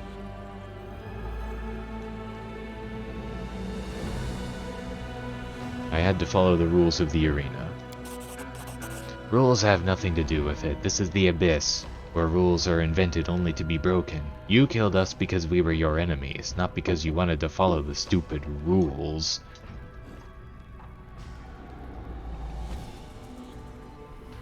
How do you create copies of yourself? It's a Fae secret. We won't tell you. Why do you refer to yourself in the plural? We are not one and we are not three. We are a triune entity. This is the way we are accustomed to speaking. Tell me about yourself. We are Atselm Thundereyes, a fae from the First World and a proud scout of the Wild Hunt. It was Atselm's job to track down the prey and flush them from hiding. After a good chase, there would be feasts, and Atselm always took a bottle of spiced wine to the monarch of the hunt. During one of the feasts, Atselm infuriated the monarch when she mixed up 2 bottles of wine. She brought him young wine, fragrant and smelling of spring, but he asked her for aged wine that tasted of oak, a wine that would leave the bitterness of regret on the tongue and make the soul weep. And the monarch said, "Don't you know the difference between young and old, Atselm? No? Well, I'll show you." And he banished Atselm from the First World. But the Fae used to be a good servant, so at the last moment the monarch relented. To help Atselm overcome her pathetic stupidity, the monarch taught her a special spell, and ordered her to cast the spell on herself every morning. This spell made Atselm a triune being, and helped her understand the difference between vibrant youth and the gray hairs of old age. And now, Atselm has grown wise. We have become very wise. And the time is near when the monarch will summon us back to the Wild Hunt, and we'll be riding again with our brothers and sisters. We will drink and laugh, and no one will say, "Ha ha, Atselm is so foolish. She doesn't even know the difference between young and old, ever again." How would you like to help me kill Gelderfang in the arena? You wish to betray your Mongoleth and kill his champion. That is an ambitious plan, and for some reason you have decided to seek our help. You killed us, but that has not stopped you from paying us a visit. This is all very unusual. Yes, you've intrigued us. Now you must persuade us. We want to hear more about this cunning treachery. How exciting!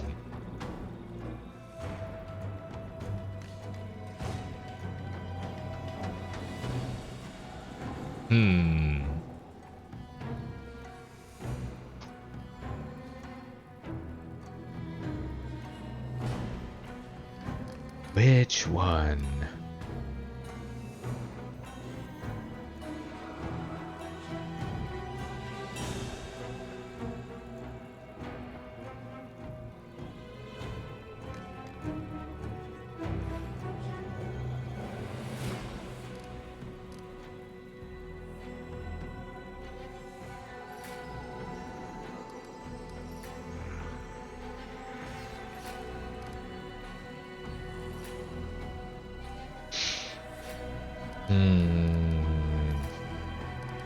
I don't know what I could give them as a reward.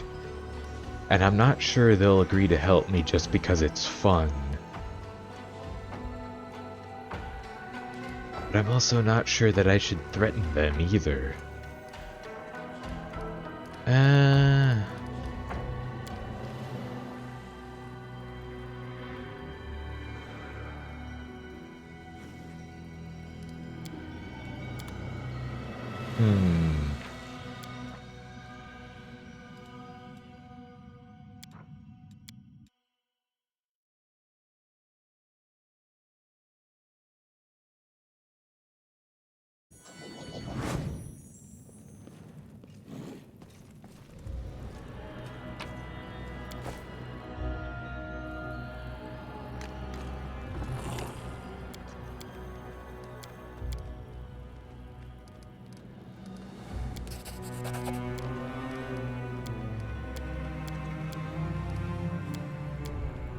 What if I do this?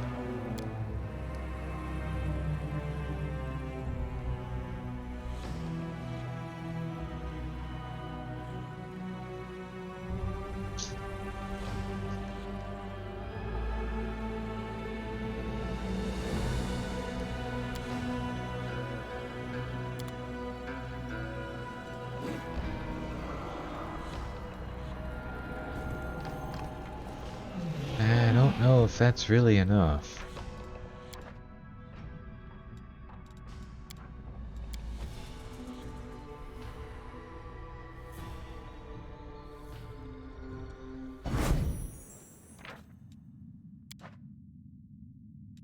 Let's make a hard save.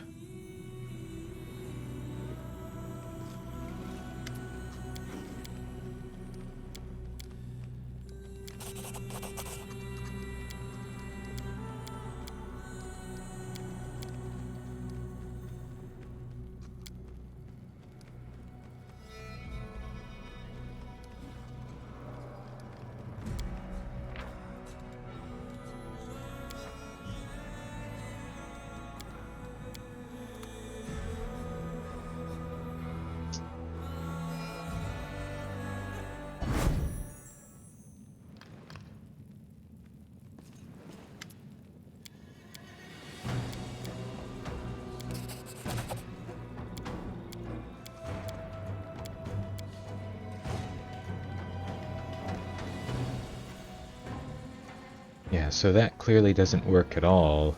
Young Atselm seems good with this. Old Atselm seems good with this. I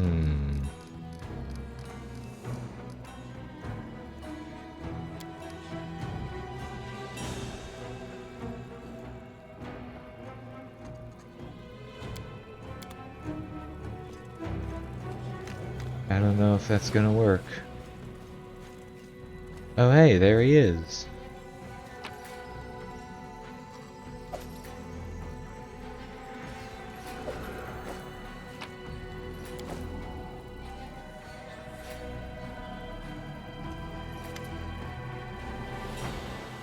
A huge, dark-skinned man sits quivering in the corner. His giant body is covered in scars. Many of his injuries look like they should have been fatal, yet somehow he is still alive. Some of his wounds are still fresh, but no one has bandaged them up or tried to heal him. The man's skin is in tatters and blood oozes from his broken body.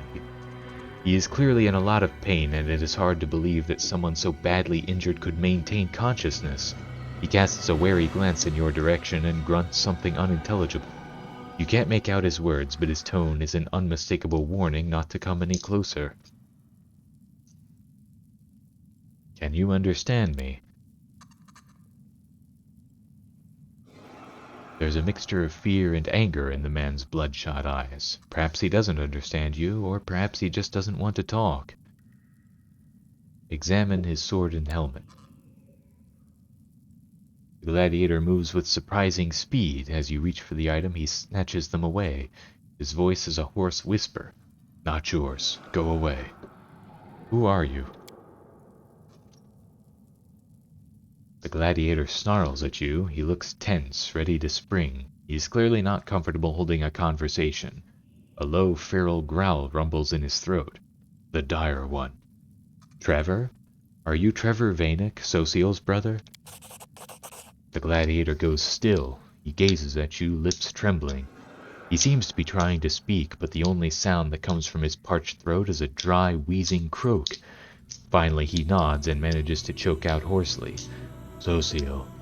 Yes, he is my brother. After a pause, the gladiator touches your hand with his rough, deformed fingers, as if he is trying to greet you with a handshake but can't quite remember what he's supposed to do. Are you his friend? My friend too, then.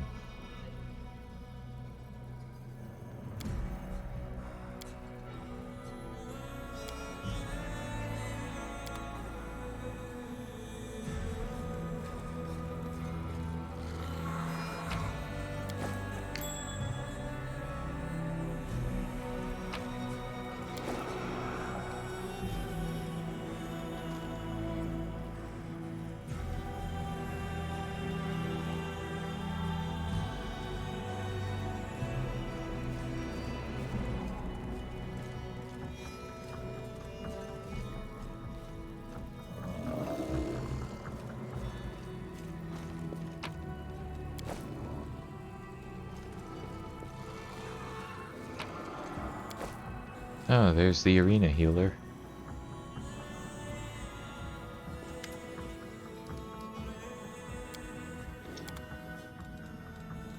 Yeah, he still sells the same stuff.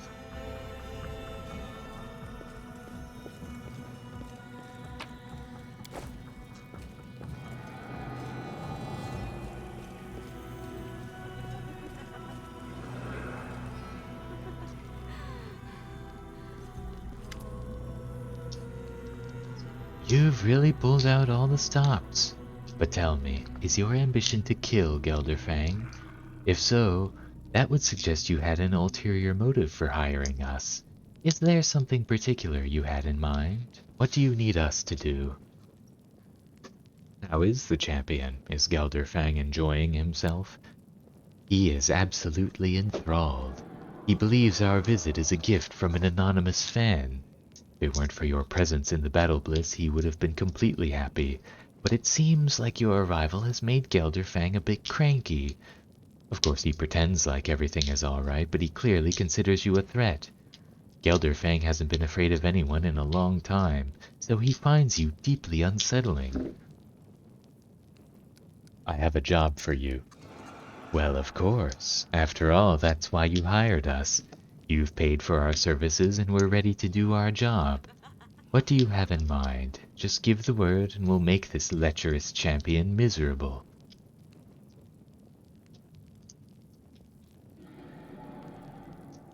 Lace Gelderfang's drink with poison. Gelderfang simply adores a good cocktail. We'll give him a cup of poison before the fight, for good luck. I'm sure if we lavish him with our attention, he won't deny himself the pleasure of our company. Take care of yourself, outsider. If you survive the fight with the champion, drop by the brothel to see us. We'll give you a night to remember. After all, Gelderfang shouldn't have all the fun. Beautiful.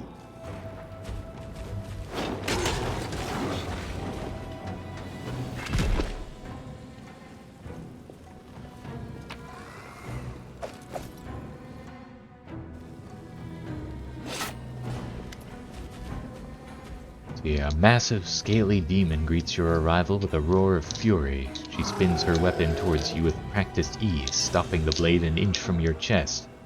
Galarian, new blood. You have not been in the League for long, but you've already been given the chance to fight against Gelderfang. I've been fighting the arena for over a year now, but Ermangaleth protects his champion from me. Pathetic cowards, the both of them. Wait, who are you?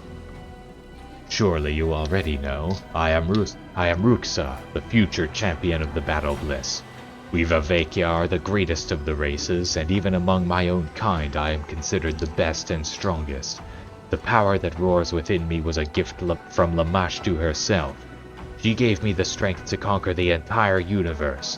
What can that pompous weakling Gelderfang possibly do to me? I'll take him by the neck with one hand and I'll grab his wings with the other. Then I'll tear him apart. Do you worship Lamashtu?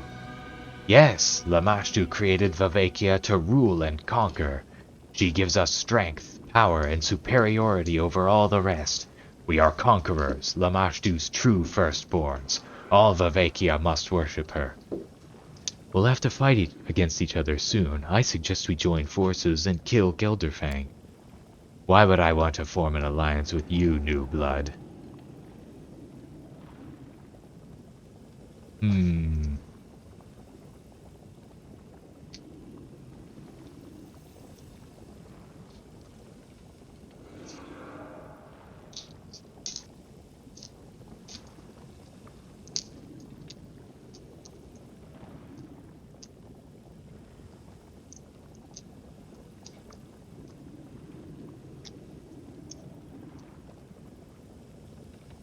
Not sure if just letting her have the title would be insulting or not. And implying that she couldn't take Gelderfang herself would definitely be insulting.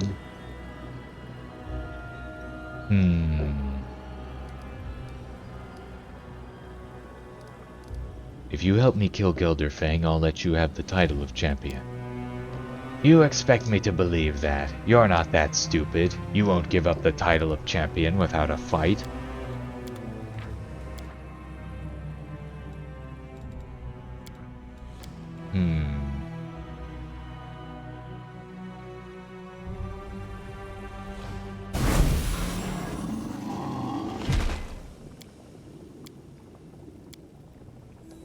Ermangaleth will rig the fight. He won't let you defeat his champion. Yes, Ermangaleth is both smart and cunning, but he's a coward.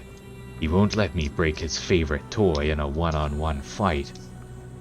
Fine, I won't kill you in the arena. I'll wait until Gelderfang shows up to fight you, and then I'll tear him to pieces.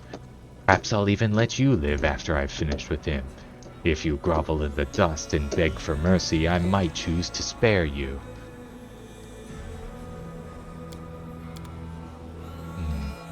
What about the other one?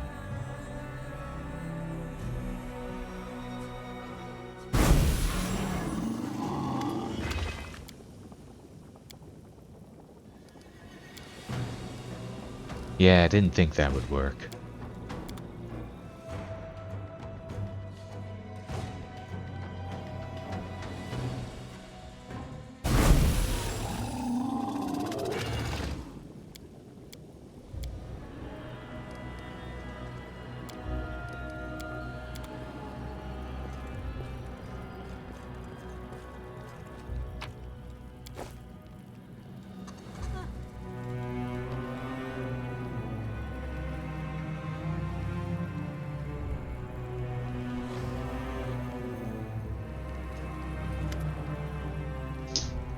Gelderfang greets you with a condescending sneer. He looks at you smugly, flexing his muscles so that you can see his chiseled abs beneath his smooth, flawless skin.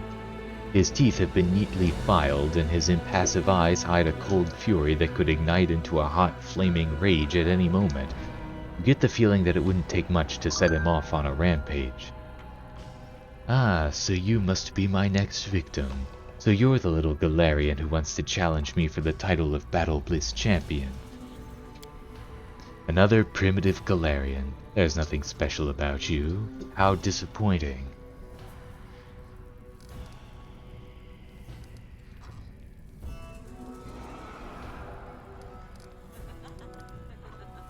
Hmm.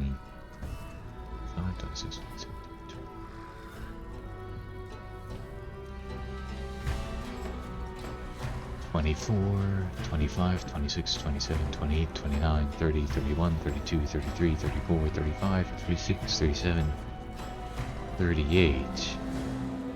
Would have to roll a 19 or higher to succeed at that.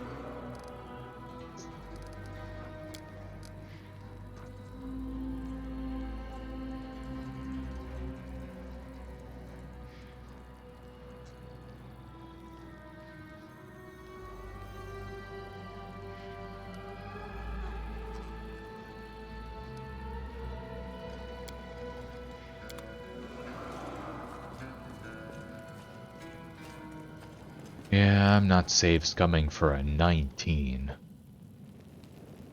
I guess I'll just have to leave it at that.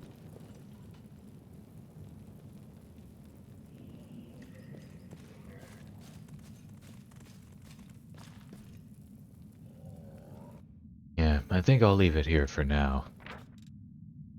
So thanks everybody for watching. I'll see you all again some other time.